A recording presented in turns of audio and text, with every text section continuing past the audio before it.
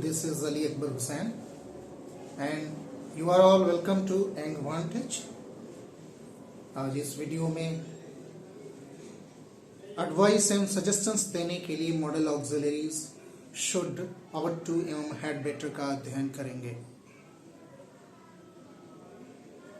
राय देने के लिए, सलाह देने के लिए, मशवरा देने के लिए अंग्रेजी भाषा में कई शब्दों का प्रयोग होता है। शुड का प्रयोग होता है, ऑट टू का प्रयोग होता है, हैड बेटर का प्रयोग होता है, मस्ट का प्रयोग होता है, परंतु क्रमवार इसका हम आज अध्ययन करेंगे। सबसे पहले शुड को लेते हैं। शुड का प्रयोग हम less strong suggestions should is used to express less strong suggestions and obligations. हल्की राय देने के लिए एवं कर्तव्यों के संबंध में बात करने के लिए शुड का प्रयोग करते हैं। ऑट टू का प्रयोग ऑट टू भी शुड के जैसा है। ऑट टू का प्रयोग भी शुड के अर्थ में होता है, परंतु दोनों में अंतर भी है। पारंपरिक ग्रामेरियंस के अनुसार मोरल ऑब्लिगेशंस के लिए ऑट टू का प्रयोग होता है। शुड एवं ऑट टू के बीच अन्य अंतर को भी देखें। उनमें अंतर क्या है, इसको स्पष्ट करने की आवश्यकता है।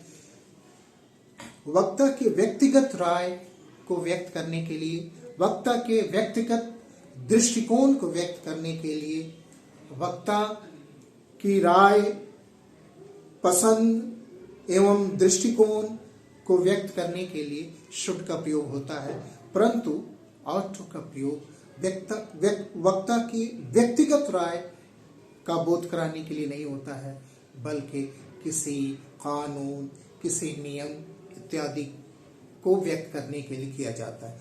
इन उदाहरण को देखें।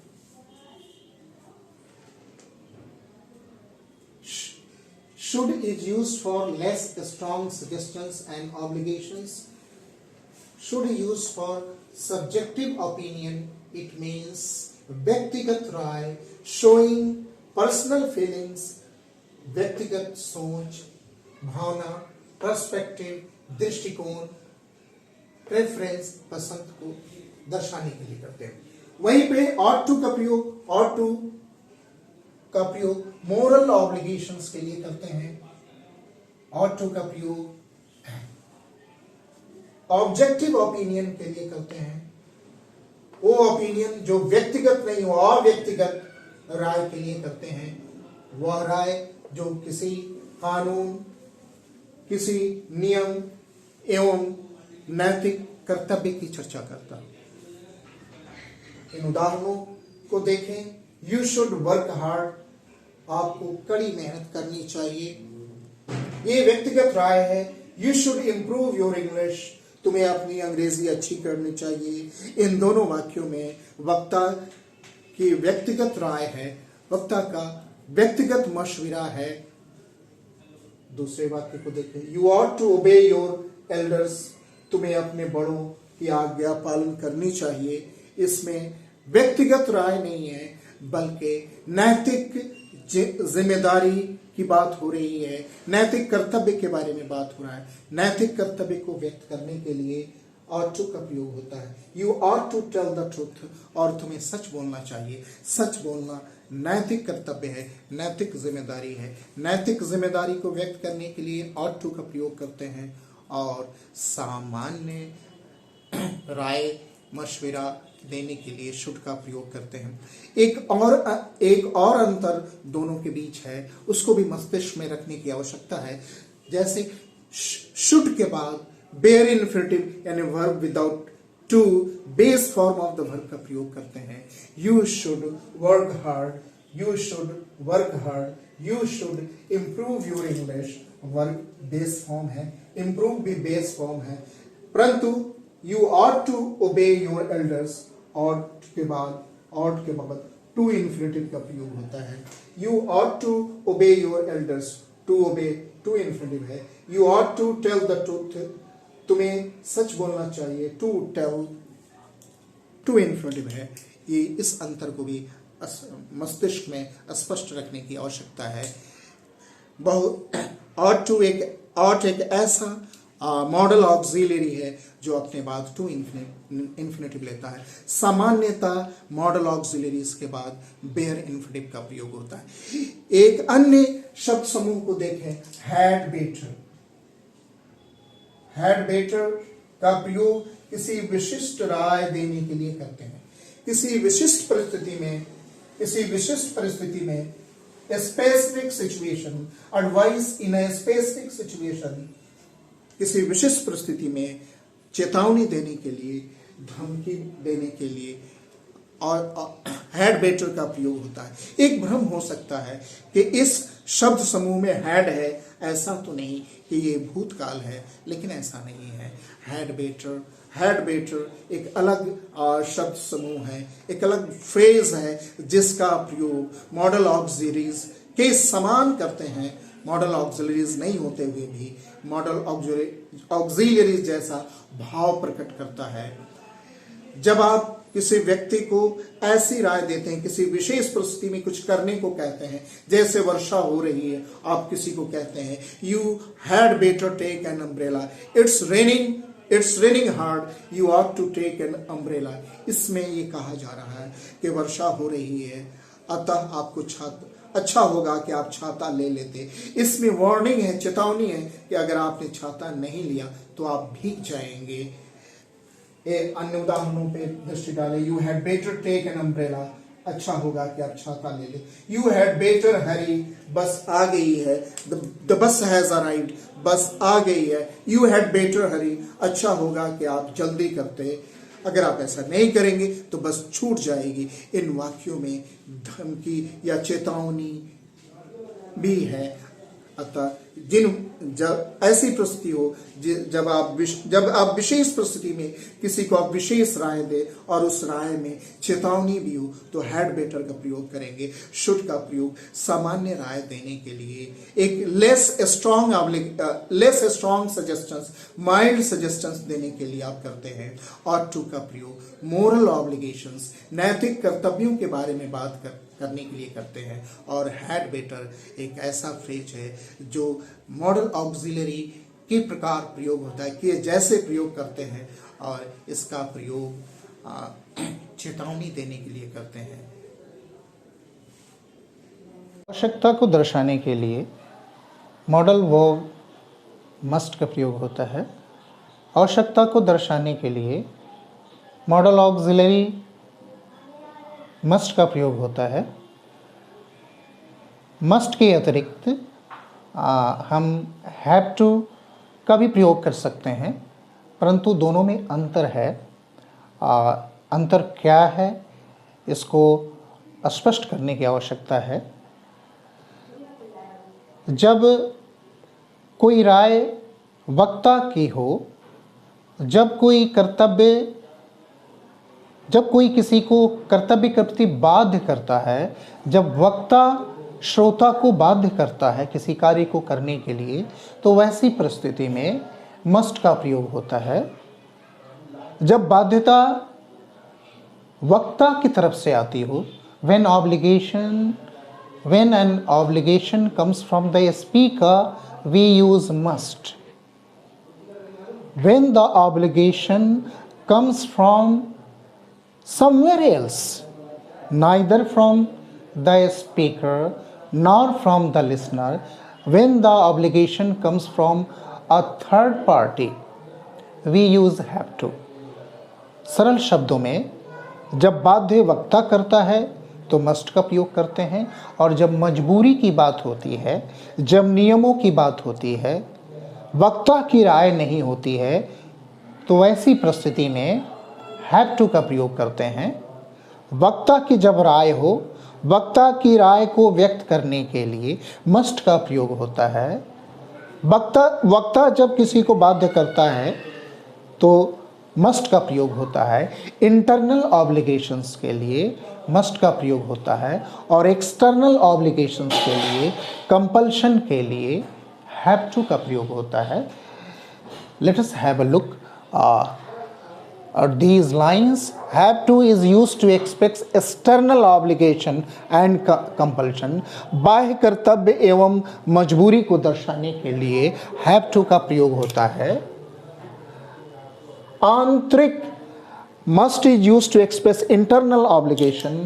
आंतरिक कर्तव्य को दर्शाने के लिए must का प्रयोग होता है. जैसे इन उदाहरण पे एक दृष्टि डालें. आई मस्ट लूज वेट, इसका अर्थ है कि मुझे अपना वज़न अवश्य कम करनी चाहिए. ये वक्ता की अपनी राय है, किसी अन्य ने उसे बाध्य नहीं किया है.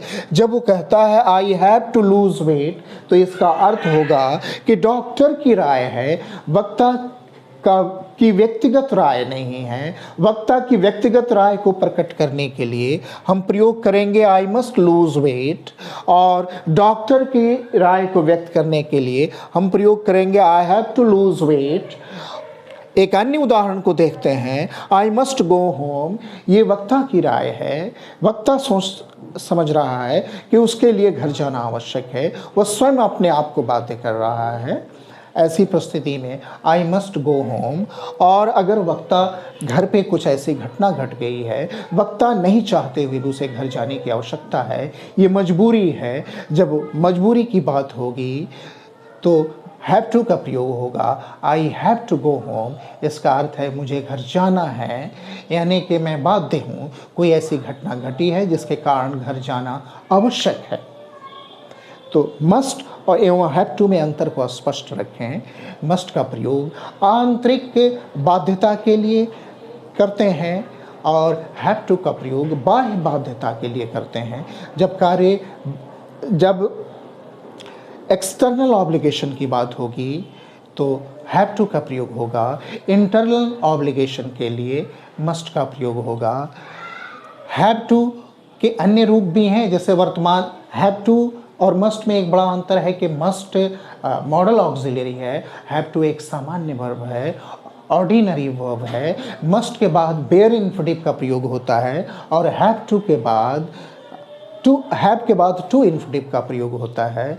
ये अंतर भी आवश्यक है, इसको मस्तिष्क में रखने की आवश्यकता है. हैव टू के अन्य रूप भी हैं. अगर थर्ड पर्सन सिंगुलर के साथ हैज़ टू का प्रयोग करेंगे, he has to go home, he has to lose weight, he has to work hard. और जब पास्ट में आप जाएंगे, भूतकाल की बाध्यता एवं कर्तव्य को दर्शाने के लिए हैड टू का प्रयोग होता है. जैसे अगर आपको कहना है कि कल आप इस कॉलेज में क्लास समाप्त होने के बाद आप घर जाना चाहते थे, परंतु कोई बस नहीं थी, वैसी परिस्थिति में आप कहेंगे I had to walk home, कल मुझे घर पैदल जाना पड़ा, ये आपकी बाध्यता थी. उसी प्रकार से आप भविष्य की बाध्यता के बारे में भी बात करने के संबंध में बात करने के लिए विल हैव टू का प्रयोग होगा. जैसे आपको अपने कर्जे अदा करने पड़ेंगे, you will have to pay back your debts. You will have to pay back your debts, आपको अपना कर्जा अदा करना पड़ेगा. आवश्यकता को दर्शाने के लिए मॉडल ऑक्सिलरी मस्ट का प्रयोग होता है. नितांत आवश्यकता, अनिवार्यता को दर्शाने के लिए, आदेश देने के लिए, राय देने के लिए, व्यक्तिगत राय देने के लिए मस्ट का प्रयोग होता है. We use must to express necessity and obligations. We use must to give orders. We use must to give strong suggestions and express personal opinions. व्यक्तिगत राय देने के लिए, अपनी भावनाओं को, अपने विचार को प्रकट करने के लिए, आवश्यकता को दर्शाने के लिए एवं बाध्यता को दर्शाने के लिए मस्ट का प्रयोग होता है. उदाहरण को देखें. You must work hard. वक्ता कह रहा है कि यू मस्ट वर्क हार्ड, अगर तुम्हें सफल होना है तो तुम्हें अवश्य कड़ी मेहनत करनी चाहिए। यू मस्ट वर्क हार्ड, तुम्हें अवश्य कड़ी मेहनत करनी चाहिए। You must improve your English, अच्छा प्रदर्शन करने के लिए परीक्षाओं में राय दे रहा है कि वक्ता राय दे रहा है, you must improve your English, तुम्हें अवश्य अपनी अंग्रेजी को अच्छी करनी चाहिए। वक्ता जब किसी आवश्यकता एवं बाध्यता की ओर ध्यान आकर्षित करता है श्रोता का, तो मस्ट का प्रयोग होता है। लेकिन अगर कार्य अनावश्यक हो, अननेसेसरी हो, वैसी परिस्थिति में आवश्यकता एवं कर्तव्य के अभाव की परिस्थिति में नीड नॉट का प्रयोग करते हैं। जैसे आप कहते हैं, जैसे पौधे सूख रहे हैं, प्लांट्स आर डाइंग, तो आप कहेंगे you must water the plants, तुम्हें अवश्य पौधों में पानी पटाना चाहिए। लेकिन वर्षा हो रही है, फिर भी आप पानी पटा रहे हैं या पटाना चाहते हैं, तो आपसे कोई कहेगा you need not water the plants, आपको पौधों में पानी पटाने की आवश्यकता नहीं है। You must water the plants, तुम्हें अवश्य पौधों में पानी पटाना चाहिए। You need not water the plants, तुम्हें पौधों में पानी पटाने की आवश्यकता नहीं है। आवश्यकता का अभाव है, आवश्यकता के अभाव को प्रकट करने के लिए, अनावश्यकता को प्रकट करने के लिए नीड नॉट का प्रयोग होता है, मस्ट नॉट का प्रयोग नहीं होता है। मस्ट से आवश्यकता का बोध होता है और आवश्यकता के अभाव को प्रकट करने के लिए नीड नॉट का प्रयोग होता है, मस्ट नॉट का प्रयोग नहीं होता है। अगर आप बीमार हैं तो आपसे कोई कहेगा you must see a doctor, आपको डॉक्टर से मिलने की आवश्यकता है।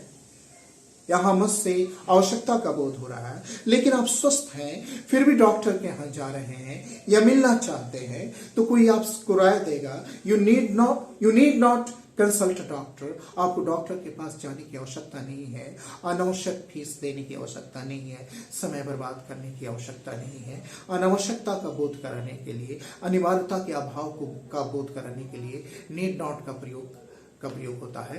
कार्य आवश्यक हो तो मस्ट का प्रयोग करेंगे, कार्य अनावश्यक हो तो नीड नॉट का प्रयोग करेंगे, परंतु मस्ट नॉट का प्रयोग कहाँ होगा? मस्ट नॉट का प्रयोग किसी को किसी कार्य से, किसी गलत कार्य से रोकने के लिए करते हैं। अगर कोई कार्य गलत कर रहा है, उसे आप रोकना चाहते हैं, मना करना चाहते हैं, तो मस्ट नॉट का प्रयोग होगा।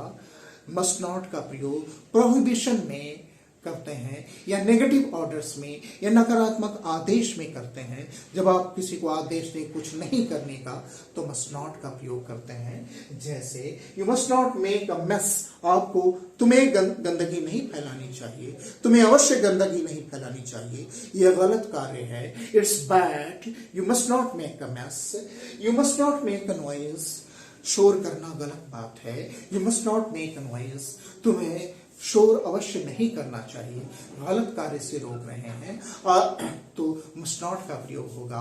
आवश्यक कार्यों के लिए मस्ट का प्रयोग होगा, अनावश्यक कार्यों के लिए मस्ट नॉट का प्रयोग होगा, एवं अनावश्यक कार्यों के लिए नीड नॉट का प्रयोग होगा, और किसी को गलत कार्य से रोकेंगे तो नीड नॉट का प्रयोग होगा। इन तीनों मॉडल ऑक्सिलरीज को अपने मस्तिष्क में रखें। मस्ट आवश्यक कार्यों के लिए, नीड नॉट अनावश्यक कार्यों के लिए, एवं मस्ट नॉट मना करने के लिए, निषेध के लिए।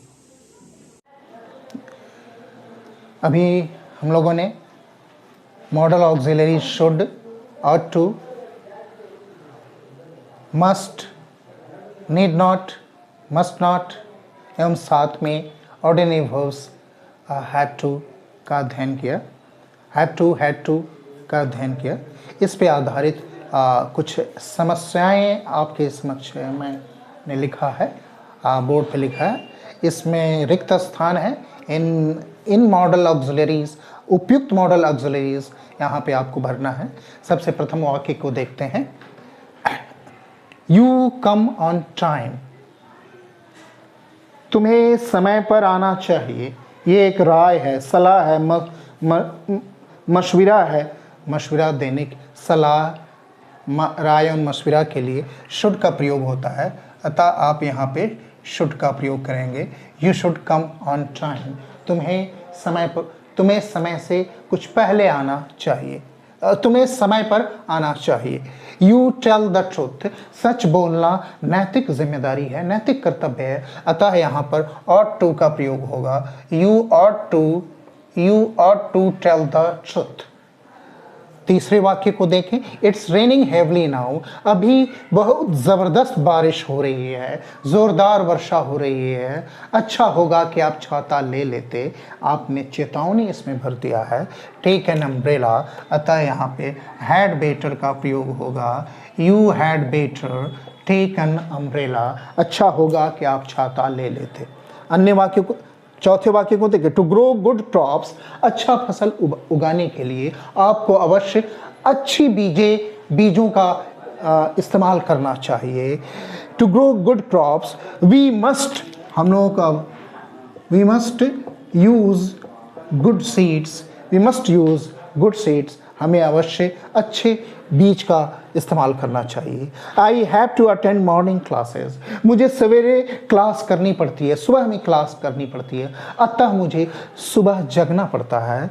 आई have to wake up early, मुझे सवेरे जगना पड़ता है। छठे वाक्य को देखें, you exceed the speed limit on the motorway, ये मोटरवे पे, हाईवे पे आप गति सीमा का उल्लंघन नहीं कर सकते हैं, आप मना कर रहे हैं। मना करने के लिए मस्ट नॉट का प्रयोग करते हैं। You must not exceed the speed limit on the motorway.